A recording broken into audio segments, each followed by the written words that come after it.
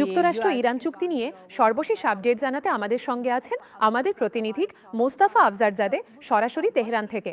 তাহলে মোস্তাফা, জেনেভা আলোচনার বাতিল হওয়া এবং জেরি ভ্যান্সের কূটনৈতিক উদ্যোগ বিলম্বিত হওয়া নিয়ে তেহরানের প্রতিক্রিয়া কি? এখনো পর্যন্ত কোনো কর্মকর্তা বা গণমাধ্যমের পক্ষ থেকে জেনেভা আলোচনার বাতিল হওয়া নিয়ে কোনো প্রতিক্রিয়া আসেনি। তবে আমাদের দেশের সাধারণ মানুষের মনে বর্তমানে গভীরভাবে একটা বদ্ধমূল ধারণা জন্মেছে যে তারা মনে করে সবকিছুই হয়তো পুরোপুরি শেষ হয়ে গিয়েছে এবং ইরান ও যুক্তরাষ্ট্রের মধ্যে ভবিষ্যতে আর কোনো নতুন চুক্তি হওয়ার সম্ভাবনা নেই। তবে ইরানি কর্মকর্তাদের পক্ষ থেকে এখনো পর্যন্ত পরিষ্কারভাবে ব্যাখ্যা করা হয়নি যে জেনেভা আলোচনার বাতিল হয়ে যাওয়ার প্রকৃত অর্থ আসলে কি হতে পারে, বিশেষ করে ইরান এবং মার্কিন যুক্তরাষ্ট্রের মধ্যকার দ্বিপাক্ষিক সম্পর্কের ক্ষেত্রে।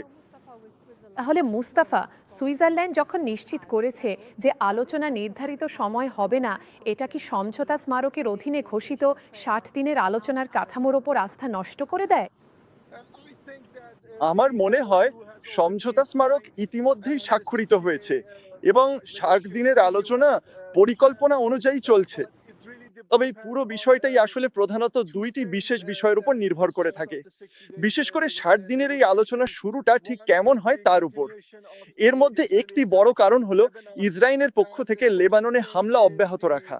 আর দ্বিতীয় বিষয়টি হলো যুক্তরাষ্ট্রের উচ্চপদস্থ কর্মকর্তাদের, বিশেষ করে ডোনাল্ড ট্রাম্পের সাম্প্রতিক বিভিন্ন ধরনের বক্তব্য এবং ইরানকে সরাসরি হুমকি দেওয়া অব্যাহত রাখা। যদি সমঝোতা স্মারকের MOU এর একটি সুনির্দিষ্ট শর্ত বা অনুচ্ছেদ এমন হয় যে যুক্তরাষ্ট্র ইরানকে কোনোভাবেই আক্রমণ বা হুমকি দেবে না, তাহলে এই ধরনের কিছু বক্তব্য ইরানের প্রতি সরাসরি হুমকি হিসেবেই স্পষ্টভাবেই গণ্য করা যেতে পারে। আমাদের মনে রাখতে হবে যে তাহলে যদি এই ধরনের ভয়াবহ হুমকিগুলো ক্রমাগতভাবে চলতেই থাকে এবং যুদ্ধবিরতি বারবার লঙ্ঘন করে লেবাননের দক্ষিণ অংশে হামলা চলতে থাকে, তাহলে এটা 60 দিনের দীর্ঘ আলোচনার ধারাবাহিকতাকে মারাত্মকভাবে এবং অত্যন্ত গভীরভাবে প্রভাবিত করবে। বিশেষ করে ইরানের সর্বোচ্চ নেতার সাম্প্রতিক সময়ে দেওয়া অত্যন্ত গুরুত্বপূর্ণ ঘোষণার পর এতে বিষয়টা আরো কঠিন হয়ে পড়ছে।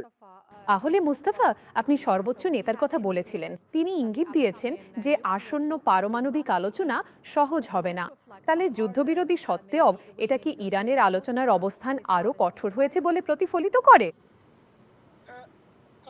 সর্বোচ্চ নেতার ঘোষণার পর যেখানে খুব শক্তিশালী শব্দ ব্যবহার করা হয়েছিল এবং সেটা ছিল সংক্ষিপ্ত কিন্তু খুবই দৃঢ় ভাষায় বলা, ইসলামী প্রজাতন্ত্র ইরানের মহামান্য রাষ্ট্রপতি অর্থাৎ আলোচক দলের প্রধান ইব্রাহিম রাইসি এবং ইরানের জাতীয় নিরাপত্তা পরিষদও আনুষ্ঠানিকভাবে এই ঘোষণা দিয়েছেন যে তারা মার্কিন যুক্তরাষ্ট্রের প্রতিটা পদক্ষেপ ও কার্যক্রম অত্যন্ত নিবিড়ভাবে পর্যবেক্ষণ করবে। আমেরিকানরা তাদের দেওয়া প্রতিশ্রুতিগুলো নিয়ে ভবিষ্যতে ঠিক কি করে সে বিষয়ে ইরানি কর্তৃপক্ষ এখন থেকে অনেক বেশি সতর্ক থাকবে। তাই এই বিষয়টি বর্তমান পরিস্থিতিকে সরাসরি কঠিন করবে না ঠিকই, তবে ইরানিরা আসলে কি নিয়ে আলোচনা করছে সে বিষয়ে তাদের আরো বেশি সচেতন ও সতর্ক করে তুলবে। তবে সবচাইতে গুরুত্বপূর্ণ বিষয়টি সম্ভবত ছিল ইরানের সর্বোচ্চ নেতার সেই বিশেষ ইঙ্গিতটি, যেখানে তিনি স্পষ্টভাবে জানিয়েছেন যে মার্কিন যুক্তরাষ্ট্রের ওপর কোনোভাবেই আর বিশ্বাস রাখা যায় না। যদিও যখন আমরা সমঝোতা স্মারকটি বিশ্লেষণ করি তখন দেখা যায় এটা খারাপ কিছু নয়, এই পরিস্থিতিটা মোটেও খারাপ কিছু নয়, বরং আসলে ইরানের জন্য প্রকৃতপক্ষে বেশ ইতিবাচক একটা দিক। তবে আমি ব্যক্তিগতভাবে মনে করি এবং বলবো যে এমনকি যদি এই পুরো বিষয়টি শতভাগ ইরানের স্বার্থেই হয়ে থাকে, তবেও যদি শেষ পর্যন্ত যুক্তরাষ্ট্র এটা মেনে না চলে এবং দেশটির ওপর কোনোভাবেই বিশ্বাস রাখা না যায়, তাহলে এই সবকিছুর আসলে কোনো বাস্তব মূল্যই নেই। তাহলে মুস্তাফা, ইরান কি বর্তমান আলোচনার বিরতিকে কৌশলগত বিলম্ব হিসেবে দেখছে, নাকি এটা আরো গভীর কূটনৈতিক, হয়তো ভাঙনের ইঙ্গিত? আমি মনে করি এটা দুটোই হতে পারে। এটা একটা কৌশলও হতে পারে। যেমন সর্বোচ্চ নেতা বলেছেন শত্রুর সঙ্গে বসে কথা বলা ও আলোচনা করা যেন শত্রুকে কোনো কৃতিত্ব না দেয়, তাই তারা যুক্তরাষ্ট্রকে আরো বেশি কৃতিত্ব দিতে চায় না। আর এই বিষয়টি স্পষ্টভাবে এটাই প্রমাণ করে যে ইরান আলোচনায় এবং যুক্তরাষ্ট্রের সঙ্গে তাদের দ্বিপাক্ষিক সম্পর্কে আরো অনেক বেশি কঠোর এবং অনমনীয় অবস্থান গ্রহণ করতে চলেছে। তারা জেনেভা আলোচনা বাতিল করে সরাসরি মার্কিন যুক্তরাষ্ট্রের সাথে যে কোনো ধরনের আলোচনা এবং কূটনীতিক সংলাপ পুরোপুরি এড়িয়ে যাওয়ার সিদ্ধান্ত নিয়েছে। এমন এক সময়ে যখন তারা হয়তো আলোচনার মাধ্যমে নিজেদের জন্য আরো অনেক বড় কোনো কৌশলগত বিজয় দাবি করার সুযোগ খুঁজছিল। তাহলে মুস্তাফা ইসরায়েল লেবাননে তাদের অভিযান চালিয়েই যাচ্ছে। লেবাননের পরিস্থিতি এবং যুক্তরাষ্ট্রের সঙ্গে চুক্তি হওয়া সত্ত্বেও ইসরায়েলের অব্যাহত হামলা নিয়ে ইরান কিভাবে বিষয়টি দেখছে? প্রকৃতপক্ষে বলতে গেলে এটা সমঝোতা স্মারকের বা এমওইউ এর একটি অবিচ্ছেদ্য অংশ। আপনি জানেন, লেবাননে এই হামলাগুলো বন্ধ হওয়া উচিত ছিল।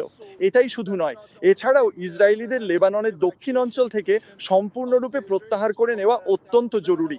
এর কিছুই ঘটেনি এবং এটা স্পষ্ট নয় যে তারা যুক্তরাষ্ট্র থেকে সবুজ সংকেত পেয়েছে কিনা। কিন্তু ইরান সব সময়ই বলেছে তারা এই ইস্যুতে যুক্তরাষ্ট্র ও ইসরায়েলকে আলাদাভাবে দেখে না, তারা এদের এক দেশ হিসেবেই দেখে। তাহলে এটি স্পষ্টতই যুদ্ধবিরতি এবং দ্বিপাক্ষিক চুক্তির একটি চরম লঙ্ঘন হিসেবে গণ্য হবে এবং এটি পরবর্তী ধাপে আর অগ্রসর হবে না। এবং ইরানও এর পাল্টা প্রতিশোধ নেওয়ার কঠোর পদক্ষেপ গ্রহণ করতে পারে। হিজবুল্লাহ বাহিনী ও লেবানিজ সাধারণ জনগণকে সর্বাত্মক সহায়তা করার জন্য হয়তো তারা সরাসরি ইসরায়েলে বড় ধরনের হামলা করতে পারে, যেমনটি তারা কয়েকদিন আগেও করেছিল। লেবাননে বর্তমানে যে ভয়াবহ যুদ্ধ পরিস্থিতি চলছে তার সরাসরি প্রতিক্রিয়ায়। অথবা ইয়েমেনি সশস্ত্র বাহিনী হয়তো বাব এল মানদেব প্রণালীটি পুরোপুরি বন্ধ করার চেষ্টা করতে পারে, যাতে করে ইসরায়েলিদের উপর একটি বড় ধরনের অর্থনৈতিক চাপ সৃষ্টি করা সম্ভব হয়।